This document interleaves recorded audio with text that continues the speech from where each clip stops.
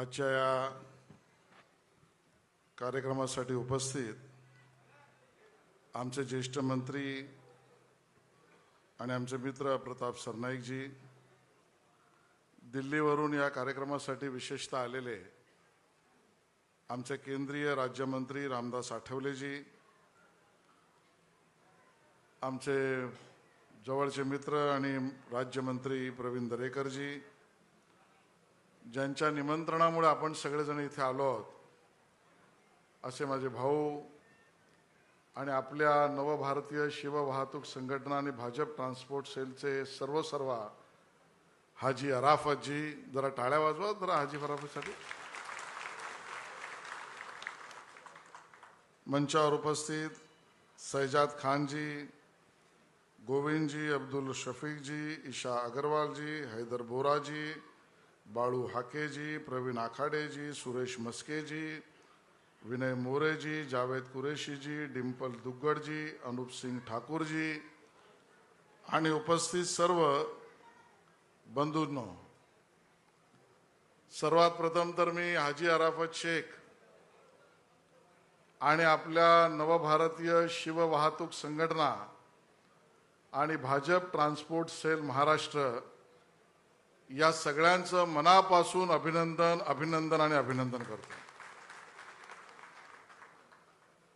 या कार्यक्रमाला येताना मला मनापासून आनंद झाला. याचं कारण, पहिलं कारण तर स्पष्ट आहे की हा कार्यक्रम हाजी अराफत शेख यांचा आहे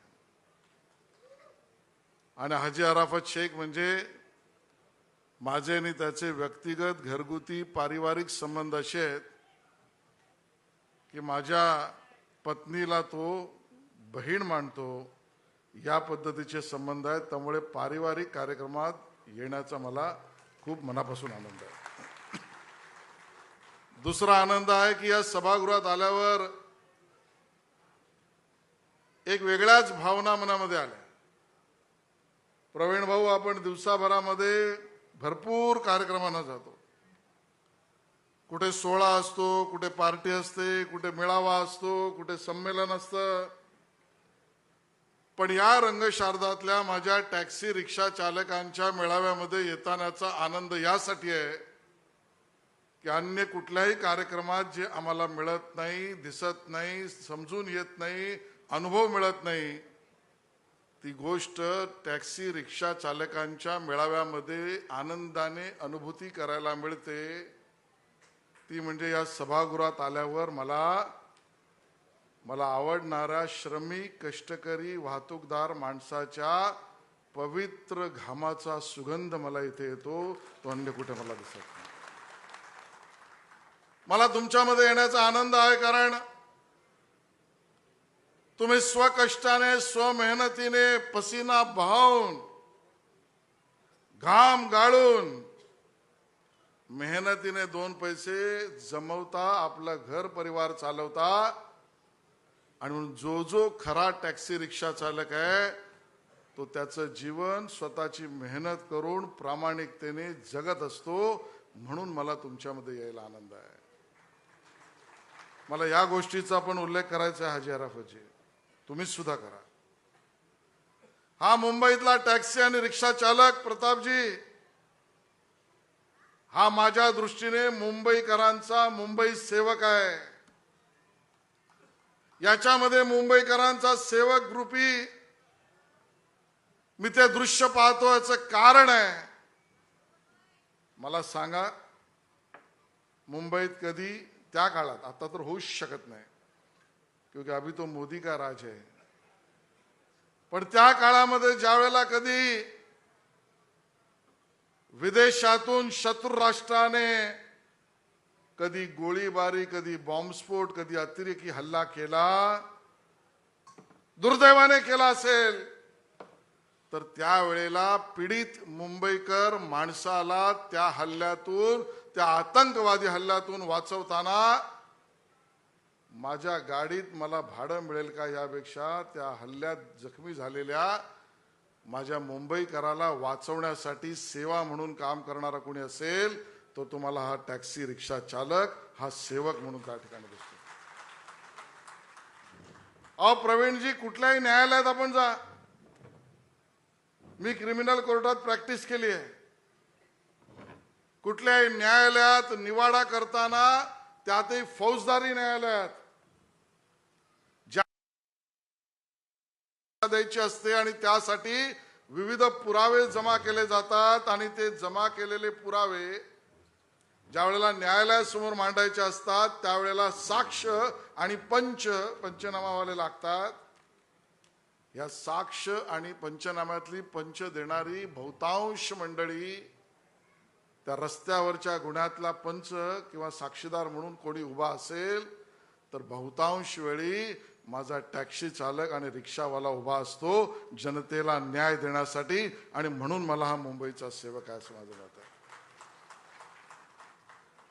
आणि मग या माझ्या श्रमिक कष्टकरी मुंबईची सेवा करणाऱ्या टॅक्सी रिक्षा चालकांना त्या ठिकाणी खटाव समिती असेल, हाकीम समिती असेल, या सगळ्यात न्याय देण्यासाठी जर प्रतापजी कोणी उभं राहत असेल तर त्यांच्या न्यायासाठी लढणारा मुंबईत आणि महाराष्ट्रातलं उम्द एकमेव नेतृत्व म्हणजे हाजी अराफत शेख है. हे मला त्याचा आनंद है.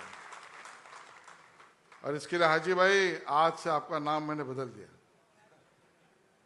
आपने इतने लोगों का नाम लिया, ये सम्राट वो सम्राट,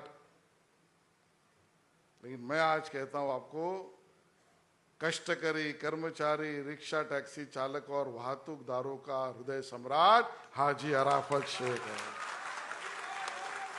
हाजी अराफत शेख है. याचं कारण आहे, तो उभा राहून सांगतोय की मी कष्टकऱ्यांसाठी झगडणार आहे.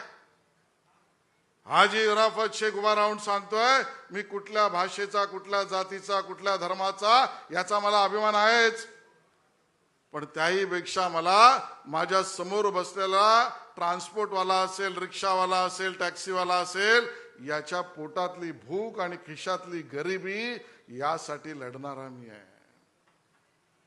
कोणी मुद्दामून परिश्रम 24 तास, 15 तास, 16 तास, प्रतापजी तुम्ही सांगितलं,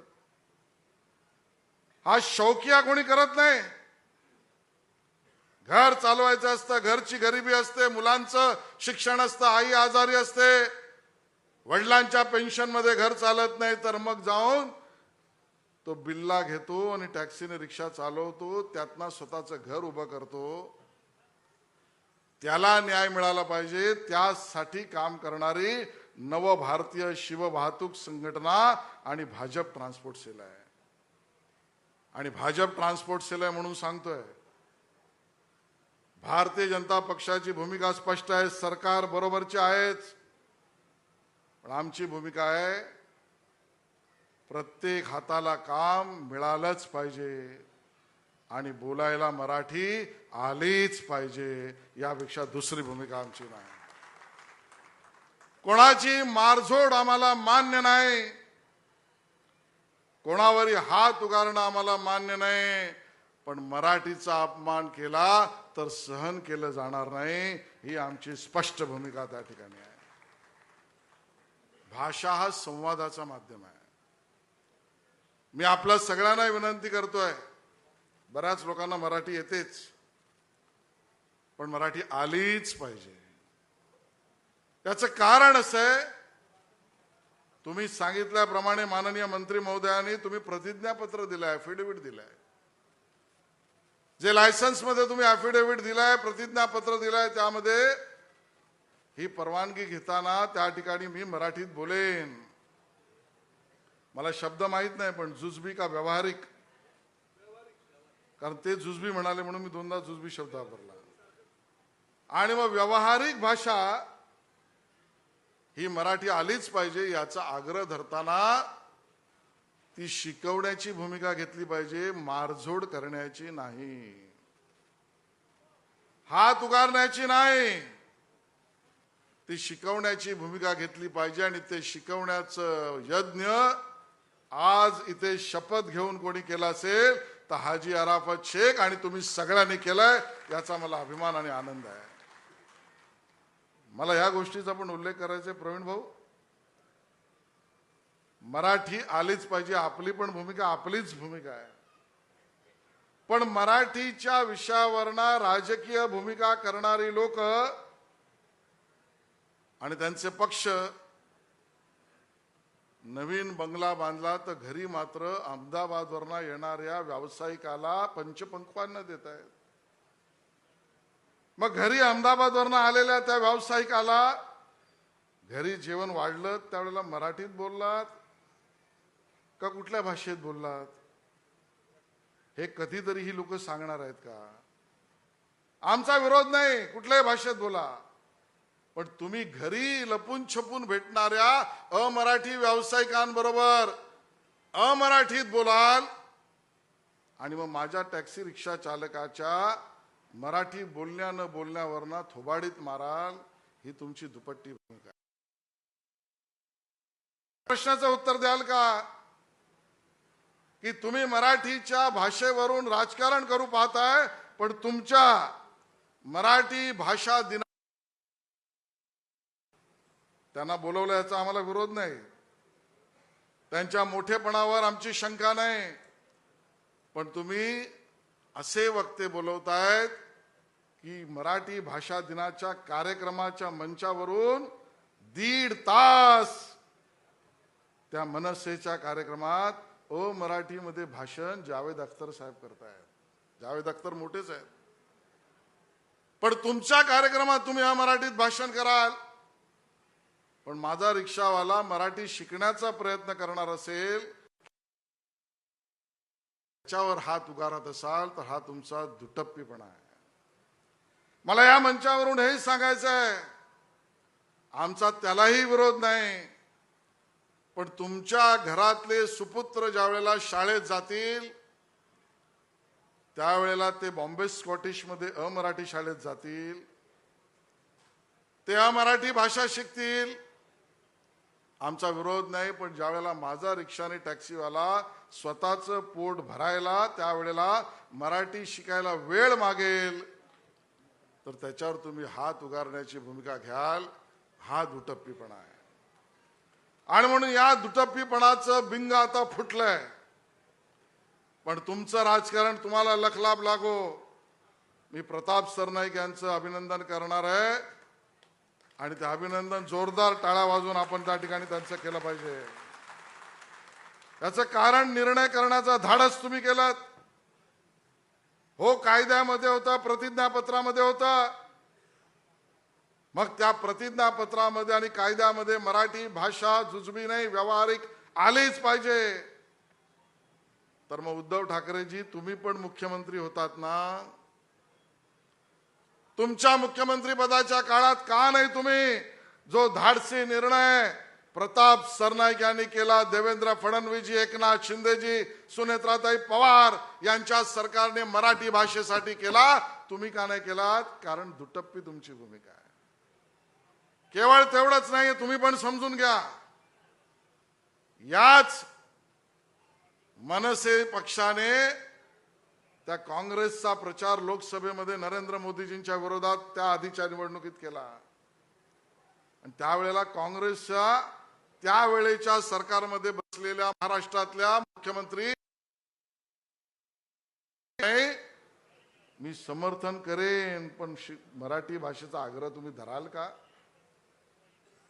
हा दुटप्पीपणा त्यांचा आहे. पण मित्रांनो, राजकारण एका बाजूला, आम्ही असं मानणारी लोक आहोत, श्रमाला, घामाला, पोटाला आणि भुकेला जात भाषा धर्म नसते, त्याची एकच भाषा असते, काम काम आणि काम. पाहिजे आमची भूमिका आहे. आणि म्हणून आजच्या या मेळाव्यातून सर्वात चांगली गोष्ट काय झाली असेल तर आपण शपथ घेतली आहे. ही पुस्तक आपल्या हातामध्ये प्रताप सरनाईकजी आणि हाजी आराफत शेख सगळ्यांनी दिलंय. या पुस्तकातील असलेला मराठीचा आग्रह तुम्ही शिका. ती व्यावहारिक तुमच्या उपयोगाची तर आहेच, पण नियम सुद्धा आहेत. घाबरण्याचं कारण नाही. कोणीही कायदा हातात घेऊ शकत नाही. कायदा हातात घेतला तर देवा भाऊ आहेतच, चिंता करण्याचं कारण नाही.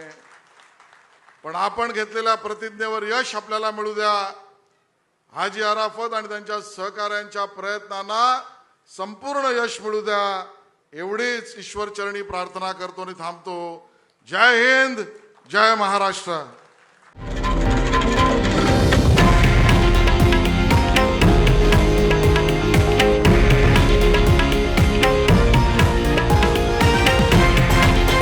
हे आहे देशातील नंबर 1 न्यूज नेटवर्क आणि आपण पाहत आहात TV9 मराठी, एकमेव.